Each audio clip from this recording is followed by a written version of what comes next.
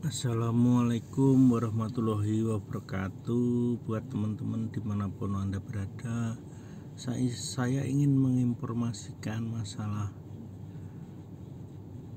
job TKL Hongkong agar teman-teman tidak tertipu oleh iming-iming job TKL tujuan Hongkong. Karena banyak sekali penipuan job tujuan Hongkong. Jadi teman-teman, di Hongkong itu tidak ada, maksudnya gini, untuk TKL yang biasa ya, bukan profesional ini, itu tidak ada job seperti bangunan, restoran, itu tidak ada. Adanya job rumah, yaitu di taman, bersih-bersih taman, itu adanya. Sama job supir itu kalau sudah punya SIM, sama jaga kungkung kalau untuk cowok itu, jaga majikan laki-laki yang sudah tua maksudnya, itu bisa. Kalau di restoran lah itu job ilegal, jadi resikonya di penjara. Memang ada banyak sekali job ilegal itu, tapi kalau harus bayar sekian juta itu resikonya berat. Soalnya kalau ketangkep itu penjara 14 bulan. Jadi teman-teman, agar tidak tertipu dengan job tujuan Hongkong, harus tahu Hongkong itu belum ada job resmi. Jadi job permintaan itu ya wajib ada majikan dulu. Kalau belum ada alamat majikan, tanda tangan kontrak majikan, itu berarti belum valid gitu loh. Kalau sudah ada majikan, sudah itu saya yakin itu job resmi. Dan tujuan Hongkong itu kebanyakan potong gaji, karena sistem Hongkong itu sebenarnya pekerja itu hanya membayar 10% dari gaji untuk biaya perekrutan itu. Jadi profesional pun hanya membayar 10% dari gaji. Itu ketentuan pemerintah Hongkong. Jadi kalau ada job yang minta sekian puluh juta, itu ya memang ya seringnya dijual belikan job itu. Tapi yang benar-benar resmi itu potong gaji. Ya seperti kebanyakan TKW itu. Jadi jangan sampai tertipu oleh iming-iming job di restoran gaji sekian juta, itu job tidak resmi atau ilegal. Memang ya banyak ya yang bekerja di sektor itu, tapi kan memang itu enggak resmi. Ini kalau ketangkep ya yang jelas di penjara. Kalau mau cari paper ya itu sekarang nggak tahu sudah ditutup atau masih dibuka, yang katanya rencana mau dihilangkan. Dan ini kalau ada PJ TKI yang merekrut banyak job TKL itu, saya yakin itu tidak ada, karena memang jarang sekali job tujuan Hongkong. Dan kebanyakan teman-teman itu dibawa oleh saudaranya atau istrinya. Ya ada sih yang job dari agen itu ada, tapi kebanyakan teman-teman itu datang ke Hongkong bisa turis, kan dapat bisa 1 bulan itu mencari ke sana kemari, nyari ke agen-agen gitu. Dan ya akhirnya ada juga yang dapat job gitu loh. Jadi saya ngomong selalu susah cari job TKL ke Hongkong itu, ya memang susah, tapi ada juga yang dapat gitu. Jadi saya tuh bingung ngomongnya. Buktinya teman-teman ya ada juga yang dapat gitu loh. kebanyakan kesini bisa turis kan dapat 1 bulan itu keliling.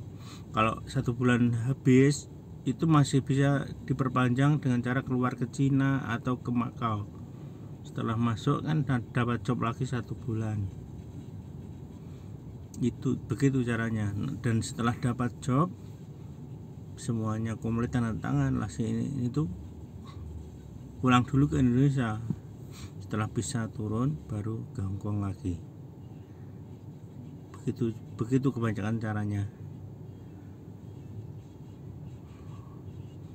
Maaf, ini cuma informasi saja ya, saya tidak bisa mencarikan job atau apa karena saya bukan agensi.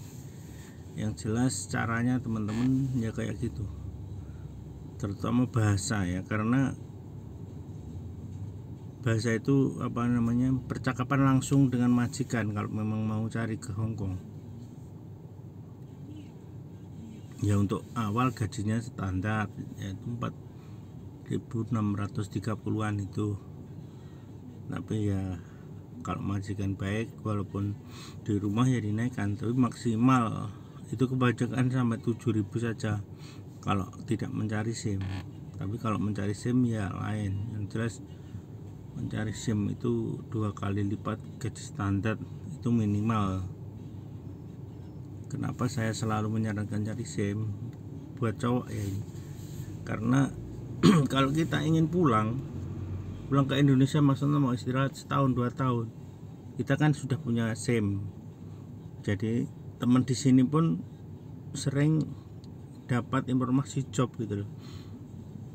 Jadi kalau di Indonesia tinggal ngomong, "Mas, ini saya mau pengen lagi ke Hongkong, saya punya SIM.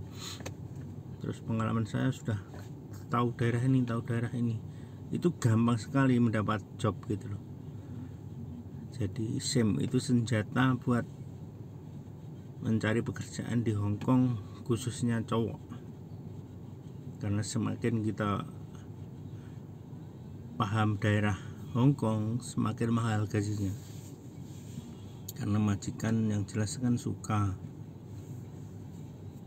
kemana-mana, tidak usah keliru. Walaupun ada map itu ya namanya nyupir itu kadang-kadang tetap salah, waktunya belum belok-belok itu. Jadi susahnya di situ. Memang ya sangat berguna sih map itu, dan kebanyakan juga tidak keliru, jarang lah.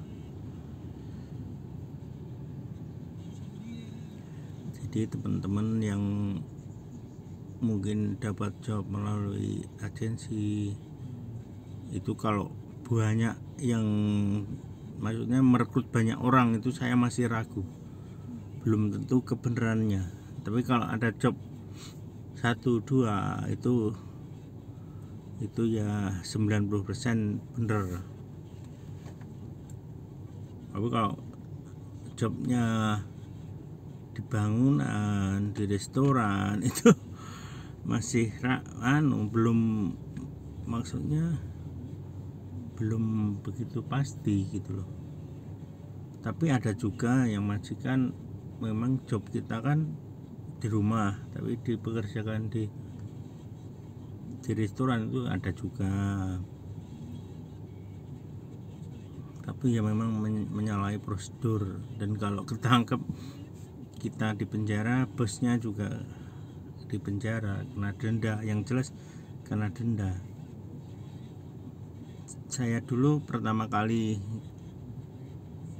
di Hongkong itu bekerja di toko jamu juga, saya tidak tahu karena ya namanya baru ya, itu 15 tahun yang lalu saya bekerja di toko ya jual jamu mangkokan, itu kerjanya rebus jamu dari jam 5 pagi sampai jam 10 malam, itu tidak istirahat sama sekali.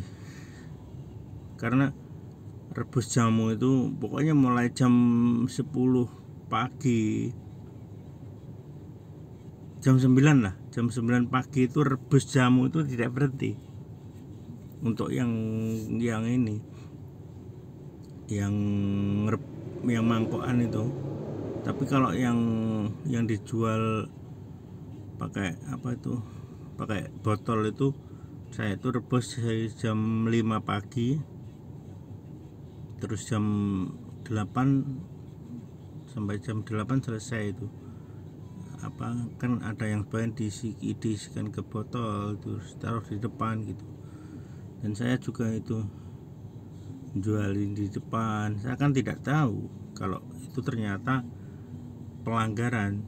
Ya alhamdulillah saja tidak terjadi maksudnya tidak ketangkap polisi, aman gitu loh. Tapi setelah tahu saya ya takut, nggak berani.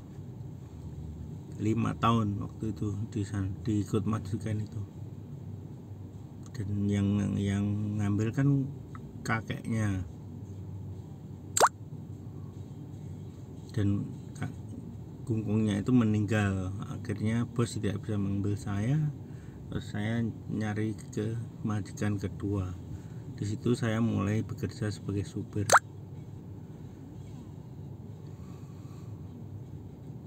Jadi teman-teman yang walaupun resmi dan bekerja di bangunan, pokoknya yang mengandung bisnis itu tidak boleh sebenarnya.